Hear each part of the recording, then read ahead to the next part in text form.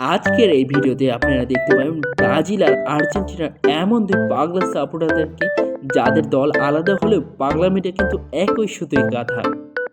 ভিডিওটি শেষ পর্যন্ত দেখুন, দারুণ মজা পাবেন। এই দেখ কি সুন্দর হলুদ টি শার্ট, একদম ব্রাজিলের জার্সির মতো দেখাচ্ছে। ধুর বাবা, ওইসব এখন চলে নাকি? এই দেখেন, নীল সাদা টি শার্ট, একদম দেখতে চ্যাম্পিয়নদের মতো। চ্যাম্পিয়ন আর আর্জেন্টিনা, ট্রফি দেখো ট্রফি।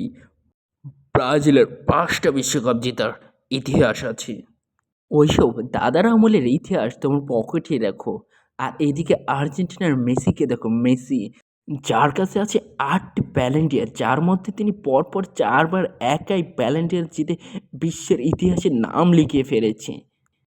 ভাই সাহেব, আপনারা এখানে টি শার্ট কিনতে এসেছেন নাকি ফুটবলের ইতিহাসের পরীক্ষা দিতে এসেছেন? বাবা, আমি কিন্তু ফুটবলকে নিয়ে এমন তিরস্কার সহ্য করব না। চলো এখান থেকে, চলো, আমরা টি শার্ট কিনবো না। কুদ্দুস, তুমি বিচার করো। তোমার কি মনে হয় না ব্রাজিলের খেলা দেখলে মনে হয় একটা শিল্পকলা? শিল্পকলা না হলেও বটে, তোমাদের জার্সির রং গাছের পাকা কলার মতো।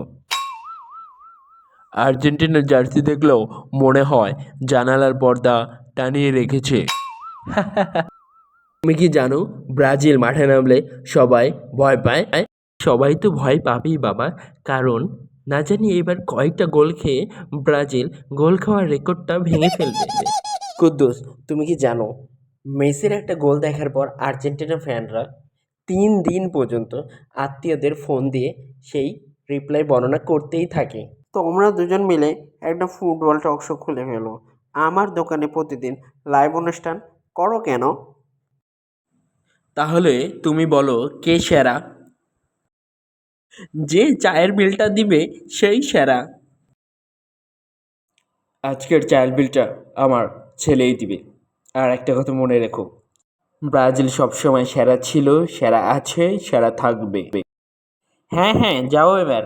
এরপর যদি চা খেতে আসো তাহলে চায়ের সাথে রেফারি বিলও লাগবে। ফুটবলকে ভালোবাসুন, ঝগড়াকে নয়। আর আমাদের ভিডিওটি যদি ভালো লাগে তাহলে নিশ্চয়ই লাইক, সাবস্ক্রাইব অ্যান্ড আপনার মূল্যবান কমেন্ট করে আমাদেরকে মতামত জানাবেন।